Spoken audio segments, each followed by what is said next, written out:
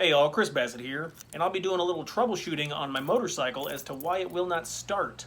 Let's get into it. So I'm going to start off by making sure the ignition switch is on, and then we're going to turn the engine run switch in the on position. Pressing the start button gave me nothing, just an audible click. So there's a 90% chance that I have a low or defective battery. So I'm going to go ahead and remove the battery. There's a link for that video at the end of this one. And then get out the tester. So set the tester to DC volts 20 and then connect the positive and the negative terminals. Red is for positive, black is for negative. Since my bike is a 2000 Sportster, I do notice it vibrates really bad and the connections on the batteries are constantly coming loose. So it may be something as simple as just tightening up the battery connections. So it does look like my battery's good, but I'm going to throw it on the Trickle charger just in case. Here's a chart of voltages and then what you should do if you're in that state of charge. I'm at 12.53, so I'm about 80%. So yeah, let's throw it on the charger real quick.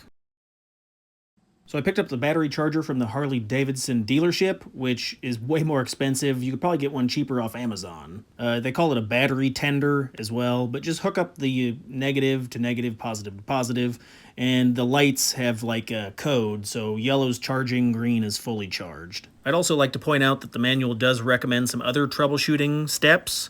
It says to make sure that the battery cables are proper size and length, and replace any damaged cables. Also, all electrical connections should be clean and tight. So I just took a little piece of sandpaper and sanded off some of the corroded parts. And in this image, I'm just showing you the orientation of the battery cables and then the arrangement of the fittings. Also, it takes a 10mm wrench on the bolts. And then here's a visual of the manual under troubleshooting when your engine will not crank. So it just says check for one or more of the possible malfunctions. Check your ignition switch, check your engine end switch, loose or corroded battery cables, or a discharged or defective battery, which the battery, like I said before, is probably 90% of the problem. And then on the second page is just another overview of the troubleshooting preparation, which I am making sure the battery is fully charged and the electrical connections are clean and tight. And here you can see I actually have the battery connected and I'm starting the bike and it drops all the way down to 10.3, so I have a defective battery. So after doing a little shopping around, a 12-volt 310 cold cranking amp motorcycle battery runs me about $110. So I'll just show the reinstallation of the battery, the proper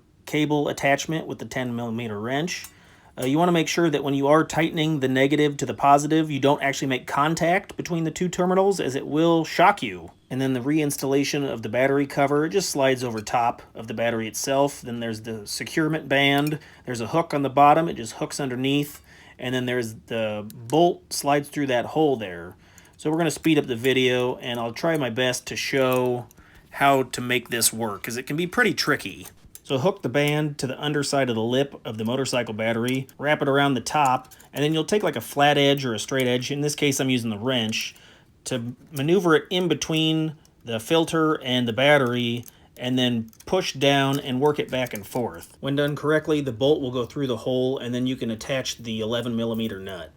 Hey, check out another video over here. I've got Amazon links down in the description for the battery as well as a battery tender. Use those links, no extra cost. You can help support the channel.